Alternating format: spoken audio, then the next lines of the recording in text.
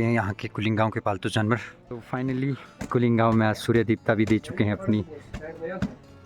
Finally हमको cooling में सूर्य दीप्ता के दर्शन भी हो गए।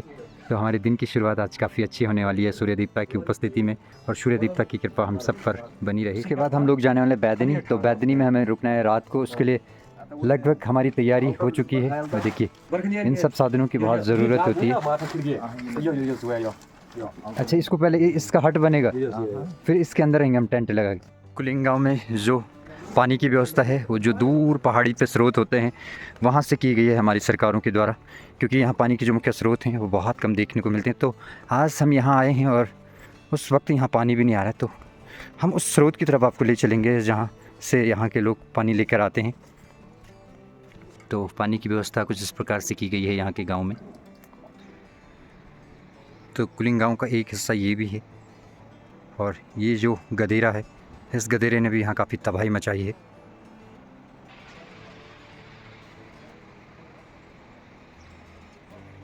यहाँ के लोगों से बात करने के बाद उनकी बातों से साफ जाहिर हो रहा था कि यहाँ जो प्राकृतिक आपदा है, उसके बाद जो विस्थापन हुआ है, उसके बाद यहाँ के लोगों को अपने घरों को छोड़ने का कितना ज़्यादा दुख है।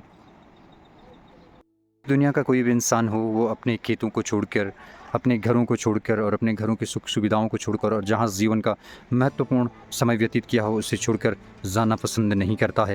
लेकिन यहाँ के लोगों को प्राकृतिक आपदा के चलते विवश होकर इन सब चीज़ों को स्वीकार करना पड़ा।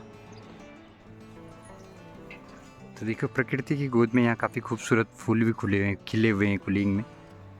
पानी के ये नलके, और इनका अस्तित्व तब है जब इनमें पानी आ रहा हो। तो हमारी ताई जी को देखिए और हमारी ताई जी की वेशभूषा को देखिए। वेशभूषा को देखकर आप अंदाज़ा लगा सकते हैं यही हमारे उत्तराखंड की लोक संस्कृति और साथ में हमारा पहरावा है, हमारा कॉस्ट्यूम है, जिसके लिए हमें भारत में ही नहीं पूरे विश्व भर में पहचाना जाता है।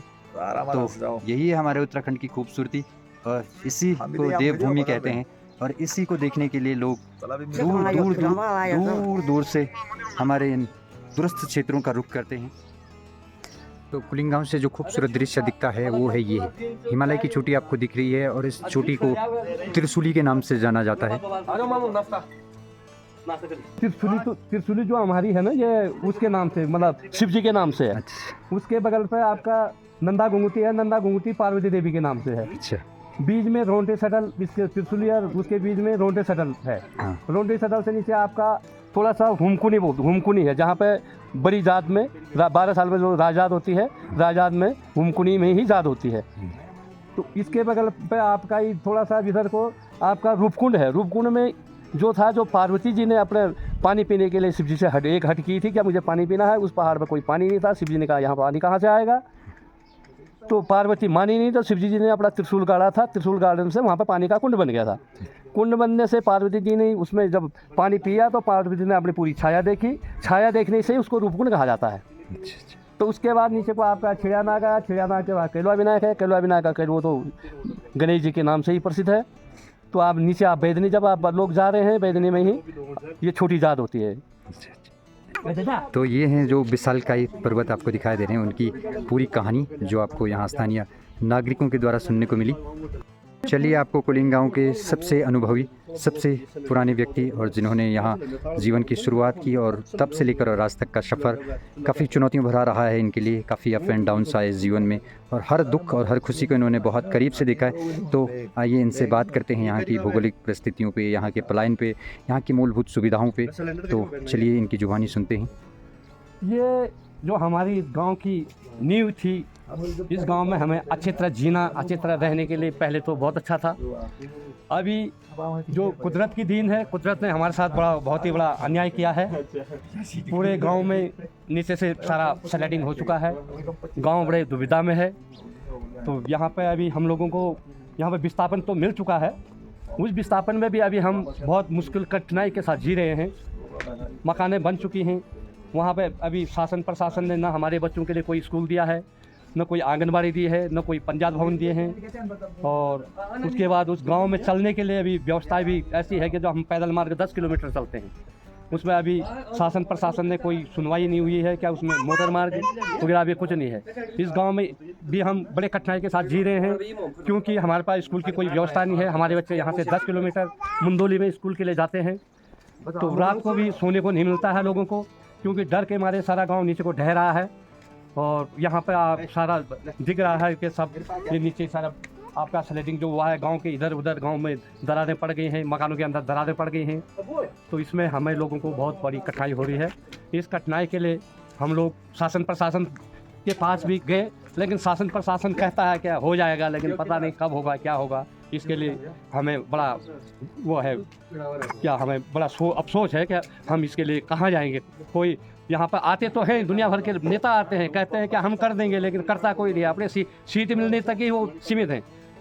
जब आते हैं कहते हैं कि पिताजी, माताजी, भाई जी, बहन जी, हम आपके हैं भैया, आप हमें बिल्कुल जिताएंगे तो हम आपको बिल्कुल हम जो आप कहेंगे हम वो करेंगे, लेकिन करता कोई नहीं है। सीट मिल गई उसके बाद कभी उनके पास पहुँचे भी तो कहते हैं कहाँ के हो भैया, काय के लिए आए हो। उनकी खेती भी हमारे यहाँ पर ये है, क्या खेती तो राजमा थोड़ा रुक जाता है, थोड़ा सा हमारे यहाँ मनुआ भी होता ही है, थोड़ी बहुत दालें वैसी अच्छी तो नहीं होती हैं, लेकिन थोड़ा अपने खाने भर के लिए तो उग जाता है। धान हमारे यहाँ नहीं होता है, और गेहूँ हमारे यहाँ मतलब अपने पेट भर के लिए उग जाता है, पर लेकिन उसमें खेती का जब सारा सुरागी खुल गया तो उसमें भी खेती में भी बहुत कठिनाई हो रही है। अभी थोड़ा जो हमारे राशन कार्ड पर थोड़ा बहुत उसमें आजीविका चला रहे हैं लोग बाग, अपनी आजीविका चलाने के लिए तो खेती में कुछ है ही नहीं। इसके पूरे सुराग नीचे से ख़त्म हो गए, जितना वो उगता है तो सारा सूख जाता है। क्या होती है सर यहाँ पे? रोजगार की व्यवस्था है क्या? कुछ भी नहीं है। कहीं पे थोड़ा खेती के भरोसे पे रहते हैं, थोड़ा बहुत अपना कहीं पे किसी कोई ठेकेदार ने किसी का काम हो गया तो उसमें आदमी थोड़ा सा काम कर लेता है, उसी पे आजीविका चला रहे हैं। नौकरी तो कहीं पे है नहीं। नौकरी पे तो सबने ये कह दिया कि भैया इतना परसेंटेज, तो किसी के पिताजी अगर हैं पहले के आर्मी के तो उसके बच्चे के लिए कोई वो थोड़ी सी वो मिल जाती है, उसका बच्चा फौज में भर्ती हो जाता है। हमारे आरक्षण सारा आरक्षण नहीं मार दिया हम लोगों को।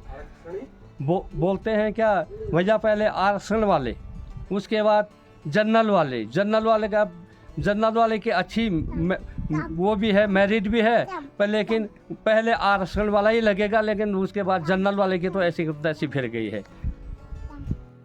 तो रात्रि विश्राम कुलिंग गांव में हुआ। प्रातःकाल कुलिंग गांव का पूरा भ्रमण किया गया। यहाँ की प्राकृतिक आपदाएं हमने देखी, यहाँ का जनजीवन देखा और वो किस प्रकार प्रभावित हो चुका है वो देखा। यहाँ मूलभूत सुविधाओं का कितना अभाव है वो सब चीज़ भी हमने देखा। और अब हम करने जा रहे हैं ब्रेकफास्ट। हमारा ब्रेकफास्ट बिल्कुल तैयार है, तो ब्रेकफास्ट करने के बाद हम यहाँ से निकलने वाले हैं वाण के लिए। तो वो भी काफ़ी अच्छी जर्नी होने वाली है, उसको हम अपने इस वीडियो के सेकंड पार्ट में आप लोगों को दिखाएंगे। तो दिखाते हैं कि यहाँ आज हमको नाश्ते में क्या कुछ परोसा गया है। तो देखिए मल्टीग्रेन आटे से बनी खूबसूरत रोटियाँ, साथ में जो ऑर्गेनिक सब्जियाँ हैं, इसे भुज्जी कहते हैं, ये खूबसूरत भुज्जी, और साथ में जो लिंगुड़ा है, लिंगुड़े का अचार, और साथ में यहाँ की ठंडी में पी जाने वाली कड़क चाय। तो ये है हमारा आज का ब्रेकफास्ट, और काफ़ी भारी भरकम ब्रेकफास्ट हमको परोस दिया गया है। तो लगता है इससे जो हमारी जर्नी है उसमें हमें काफ़ी हेल्प मिलेगी, काफ़ी न्यूट्रिएंट्स एंड प्रोटीन्स मिल जाएंगे, तो जो चढ़ाई चढ़ने में ना काफ़ी आसानी होगी। धीरे धीरे कुलिंग की इन खूबसूरत गलियों को, इन खूबसूरत घरों को हम अलविदा करते जा रहे हैं, यहाँ से दूर होते जा रहे हैं।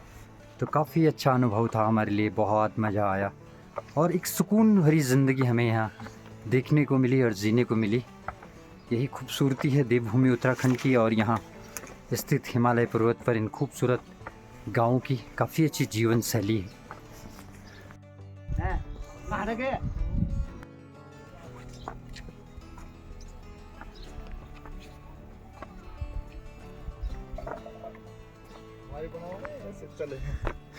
तो साथ में जो सहयोगी हैं भाईबंधों ने भी पूरी दौड़ लगा रखी है बुग्याल जाने के लिए।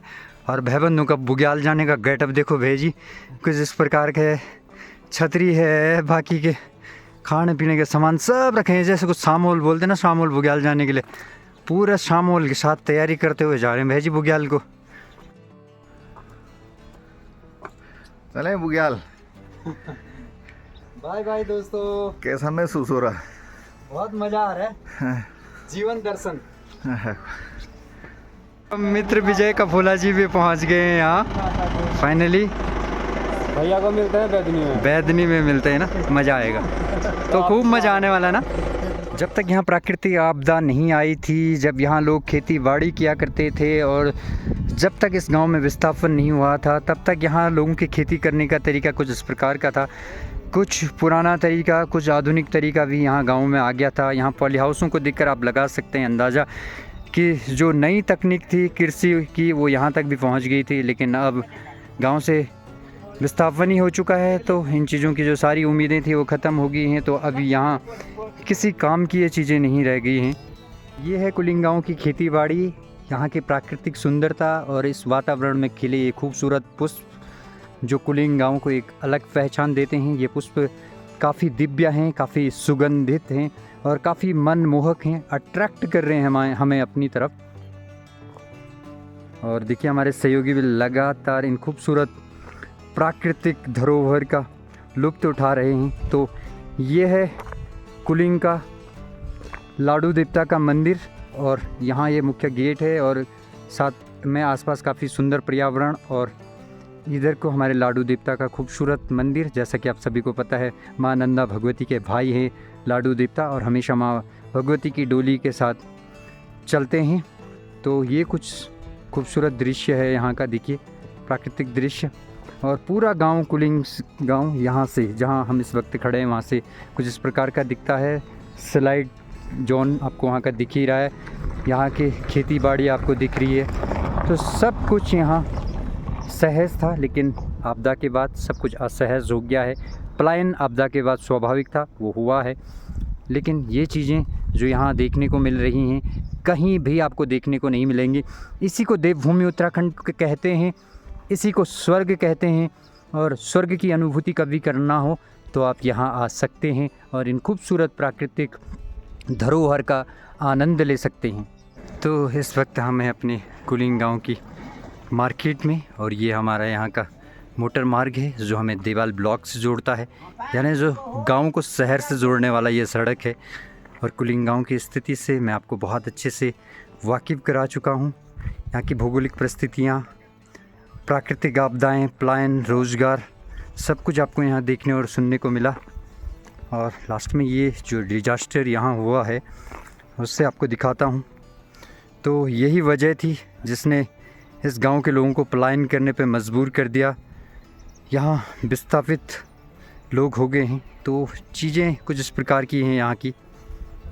तो कुछ खट्टी मीठी यादें, कुछ कड़वे अनुभव, लेकिन साथ में जो जीवन दर्शन है वो काफ़ी सुखद, बहुत अच्छा अनुभव। तो आज के लिए इस सफ़र में यहाँ इतना ही।